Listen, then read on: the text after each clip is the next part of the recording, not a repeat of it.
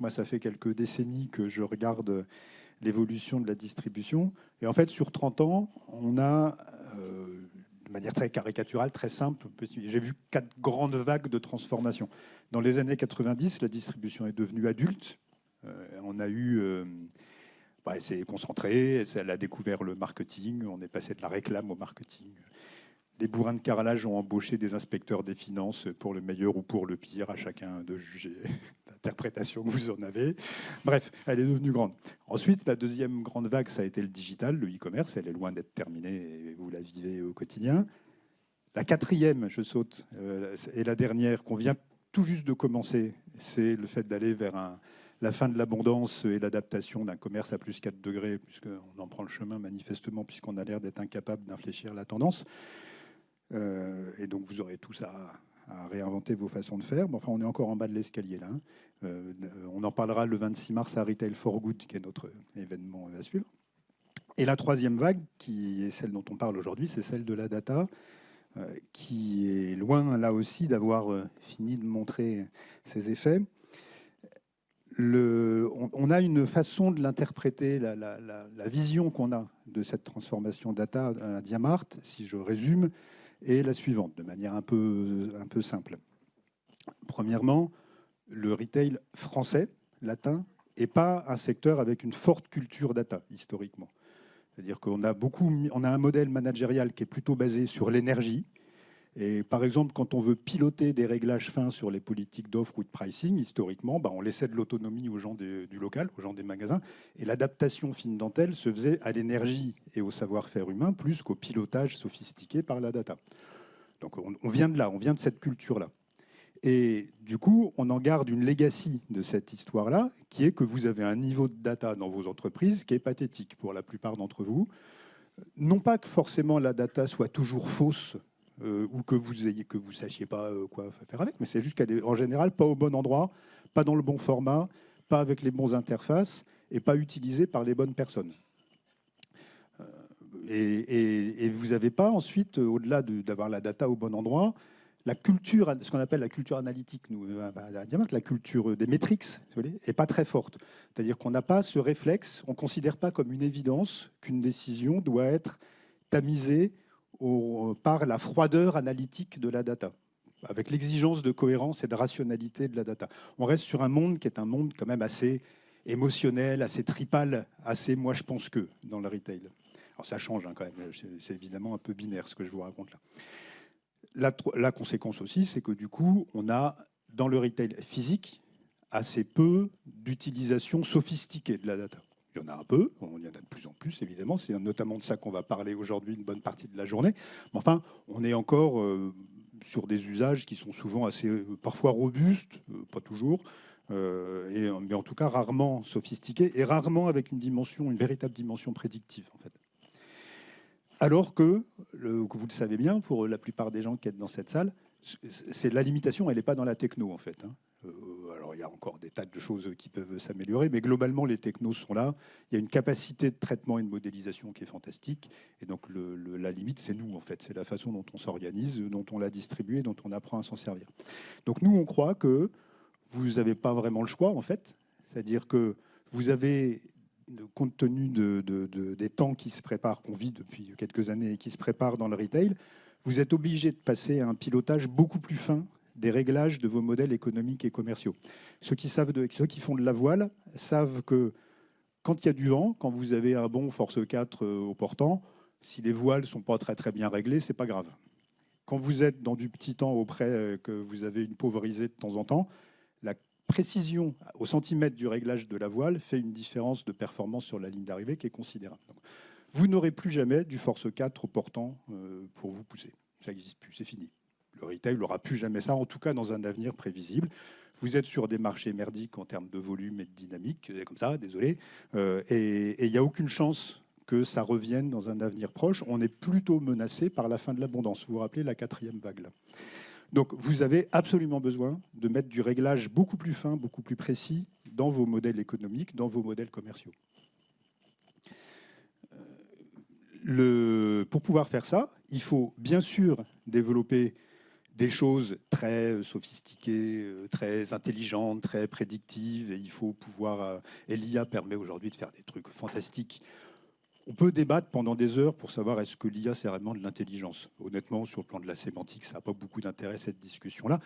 Ce qui est intéressant, c'est que les nouvelles générations, les progrès assez phénoménaux que réalise le traitement de la data aujourd'hui, rendent possible, c'est-à-dire rendent rentable, des choses qu'on pouvait quelque part déjà faire avant, sauf qu'il fallait aligner 200 bonhommes qui travaillaient toute la journée pour mouliner la donnée, et que maintenant vous avez une capacité de traitement qui permet de le faire à leur place. Donc il y a plein de choses que je ne sais pas si les algorithmes permettent d'être plus intelligents, mais c'est juste qu'ils permettent de faire des choses qu'on ne pouvait pas faire de manière raisonnablement rentable avant.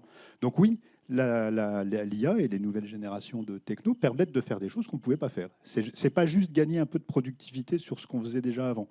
C'est que ça rend possible des choses qui ne l'étaient pas. Et ce progrès de technologie qui doit absolument aller de pair avec le développement de votre culture analytique. Donc c'est les deux sujets qu'on va évoquer aujourd'hui. En fait, la première table ronde parlera de ça, des progrès techno et de l'IA notamment. Et la deuxième table ronde cet après-midi parlera de la diffusion de l'information au bon endroit et de la culture analytique, de la culture data dans l'organisation. Il y aura Sébastien Rosanès, notamment de Carrefour. Vous voyez, il est assez passionnant à écouter. Il a une expression que j'aime bien. Il dit, avant, on avait des data warehouses. Un warehouse, c'est un entrepôt, c'est un machin qui est fait pour les experts. Il faut rentrer avec un Fenwick et tu ne fais pas rentrer tes clients. Hein. Il faut passer au data supermarket, c'est-à-dire un endroit où la data est posée sur des gondoles de manière tellement simple, facile d'emploi et d'usage que n'importe qui dans l'entreprise, n'importe quel consommateur, utilisateur, est capable d'utiliser la data. Je trouve que l'image est très, très, très jolie et correspond très bien à ce qu'on pense qui est nécessaire. Voilà. Donc c'est à ça que vous, dans vos entreprises, vous êtes confrontés. C'est à ça que vous servez, si je puis dire, dans vos entreprises. C'est à embarquer vos entreprises dans cette révolution-là. Et on essaie modestement d'y aider à Diamart, puisque au-delà de faire le beau sur scène, on a un vrai métier qui est de vous accompagner quand même. Hein. Donc ça, c'est la minute de pub pour Diamart dans la journée. Il n'y en aura pas tellement d'autres, rassurez-vous. On a une petite entreprise, donc on attribue des leads ou des espèces de valeurs de référence à chacun, mais en fait, tout le monde fait un peu tout, hein, c'est assez polyvalent. On n'est pas cloisonné, mais disons qu'on a trois grands leaders sur les sujets data chez nous. Vous les découvrirez, vous les verrez tous les trois d'ailleurs, ils vont contribuer avec moi à animer la journée. Quand il s'agit de faire parler la donnée et de lui faire de la secouer jusqu'à ce qu'elle rende gorge et vous dise ce qu'elle a à vous raconter, donc c'est Geoffroy qui est notre monsieur data là-dessus. Jean-Pascal a un niveau d'expertise, ouais, il est presque aussi vieux que moi, hein, donc il a un niveau d'expérience, pardon, excuse-moi. Il a un niveau d'expertise sur les sujets géodata qui est assez complet. Et vous allez voir, il fait des choses pas mal. Et Olivier, qui, si je caricature, il fait en sorte que les outils et les tuyaux et les organisations permettent d'amener la data au bon endroit et dans le bon format. Il a notamment, de temps en temps, il fait des trucs un peu magiques. Genre, il arrive à faire en sorte que les gens de marketing acceptent de parler au DSI et que les mecs de magasin utilisent les outils proposés par la centrale. Vous voyez, des trucs incroyables. Bon, voilà. Et donc, moi, quand j'ai monté Diamart, il y a 30 ans, on ne faisait pas de data. Hein. On était dans de la science molle et on faisait des trucs un peu impressionnistes. Maintenant, les métiers de consulting sont des métiers dans lesquels on passe notre temps à faire des choses database. Et par exemple, dans l'équipe de Diamart Consulting aujourd'hui, vous avez autant de mecs qui savent coder sous Python que d'experts en PowerPoint. Hein. Tout le monde étant expert en retail, par contre. Alors aujourd'hui, comment on va essayer d'éclairer un peu le débat? Donc vous avez un programme qu'on vous a mitonné, qui je pense est pas mal. Vous me direz ça en fin de journée. Donc c'est borné, si je puis dire, par deux tables rondes. Une table ronde en entrée, une table ronde en sortie. Et on a, entre les deux tables rondes, un certain nombre d'interventions plus courtes, plus pointues sur des sujets particuliers, et dans lequel on a parfois un retailer, parfois pas, mais toujours, dans tous les cas, un offreur de solutions, un prestataire, enfin quelqu'un. Vous avez normalement le programme, je crois, au dos des badges que vous avez, qu'on vous a remis à l'entrée. Donc on aura un certain nombre de gens tout à fait astucieux qui vont venir présenter leurs solutions. Ce matin, par exemple, vous avez Precisely, Informatica, EasyVat, Pricing Hub, et puis un petit one-man show de Jean-Pascal, enfin, two-man show sur la géodata, justement. Et après la première table ronde, vous allez voir, ils sont tout à fait passionnants. Anadon et Chatterjee, c'est du haut niveau sur la façon dont les nouvelles techno et l'IA permettent d'améliorer la performance. Voilà. Je suis assez serein sur le fait que vous y trouverez intérêt. Et cet après-midi, on a un après-midi, alors on essaiera de vous libérer assez tôt, puisque on sait que vous avez des emplois du temps chargés, donc peut-être on sera un petit peu en retard, donc on a souvent un petit quart d'heure de retard quand même dans ce genre d'événement, mais on essaiera de vous libérer assez tôt, avec donc Trésor, Semarchi et Weiser, et ensuite la deuxième table ronde, donc avec Sébastien, je vous en ai déjà parlé, de Carrefour, et puis un ovni dans le monde de la data, vous allez voir, Cyril Olivier, qui est le PDG du Furet du Nord, donc Nosolis et Furet du Nord de Citre, qui est un garçon intéressant parce qu'il est l'un des premiers, peut-être le premier, ancien Chief Digital Officer, donc avec un gars qui vient du digital et de la data au départ, qui a fait toute sa carrière, sa première partie de carrière, on va dire, en étant Chief Digital Officer, et qui a fini par devenir PDG. Alors, il y en a quelques-uns maintenant. Il y en a eu de célèbres, la patronne de Decathlon, à ce profil-là. Julie Valbaum, chez Maison du Monde, venait du digital, etc. Mais enfin, il n'y en a pas encore tant que ça. Ça a été un des premiers technos qui est arrivé au niveau direction et carrelage, y compris en venant de la techno. Et vous allez voir que, du coup, il regarde le sujet data avec à la fois de l'expertise, parce qu'il le connaît par cœur, il l'a vécu de l'intérieur, il l'a porté dans ses entreprises, et chez Kiabi et Auchan, qui n'étaient pas des entreprises data-driven au départ.